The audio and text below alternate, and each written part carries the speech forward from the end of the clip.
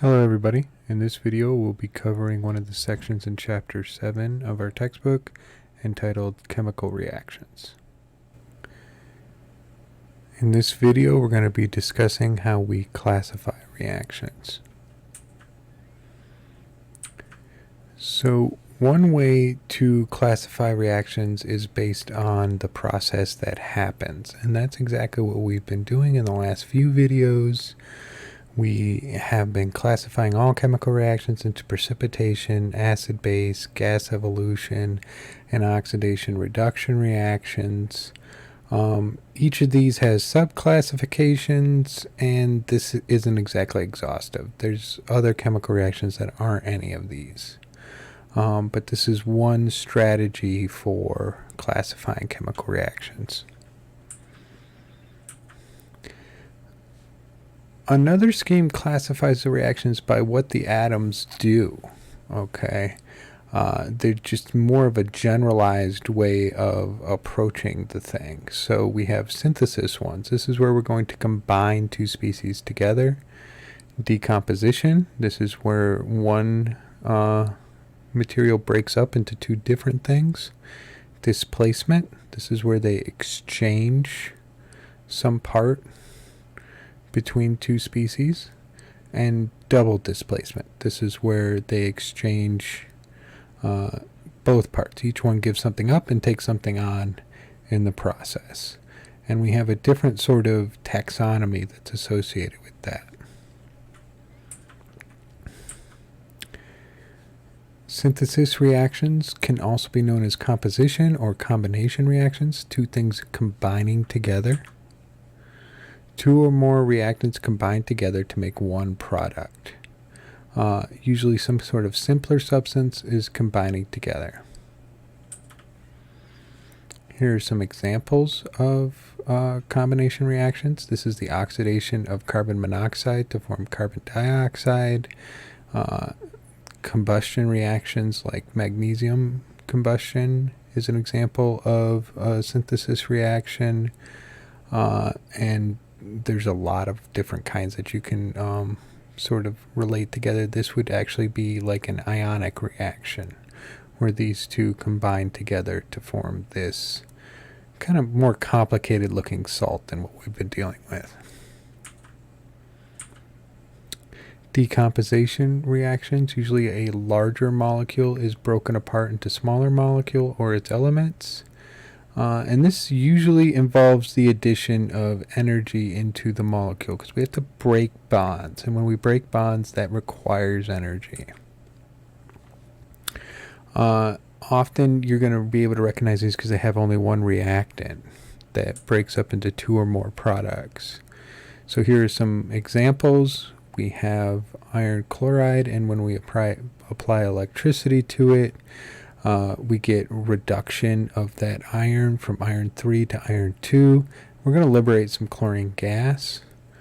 Here's another example, the breakdown of mercury oxide into mercury metal and oxygen, or the breakdown of ozone, O3, by light into oxygen gas. This is something that occurs in the upper atmosphere by sunlight, and this is like one of the protective reactions that happen to keep us from having to be exposed to so much sunlight. One useful thing that is worth noting is that there is such a thing as the decomposition of water by electrolysis. This produces hydrogen gas and oxygen gas. This is really one of the means by which we get medical grade oxygen and hydrogen fuel, and this is really going to probably be pretty key in our fuel economy of the future as we move away from fossil fuels and stuff. And this can be done even in a simple little chamber like this with a 9-volt alkaline battery.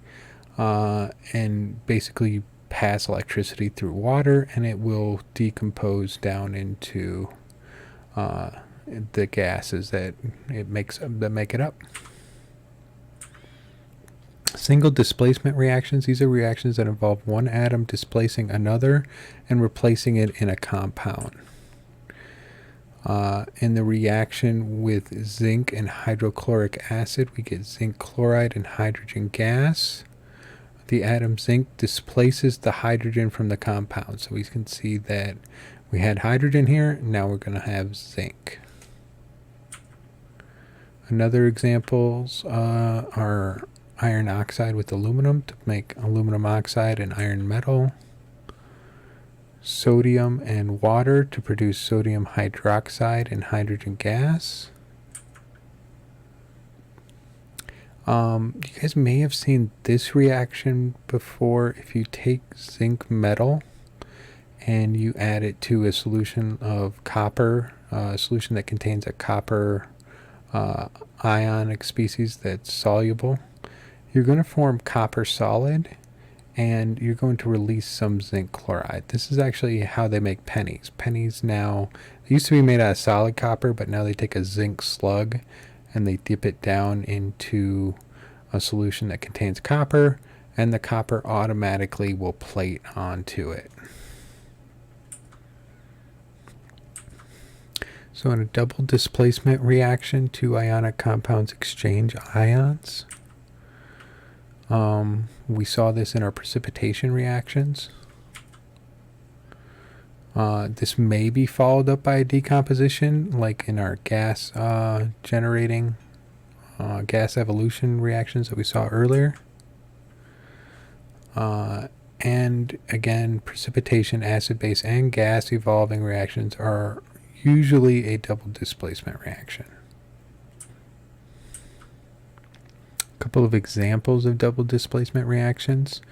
We have our precipitation reactions where we're going to exchange these anions here to make calcium carbonate from calcium chloride and sodium chloride from sodium carbonate.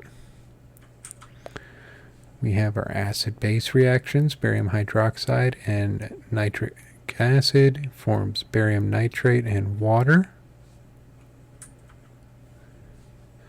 And then we have our gas evolving reactions where we're treating a salt, lithium carbonate, with hydrochloric acid to form lithium chloride, carbon dioxide, and water.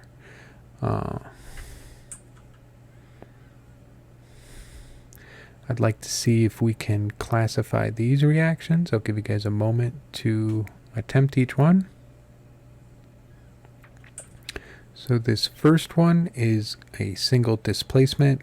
We can see that because we had magnesium all by itself, and it took on the chlorine, right? It took it from this guy and it made the iron all by itself. This second one is a synthesis reaction. We have two things that are combining together to make one thing. This is a double displacement, right? The OH went with the H to form water, and the potassium went with the phosphate to create potassium phosphate. And this last one is a decomposition. We can identify that quickly because we had one thing and it broke up into two things.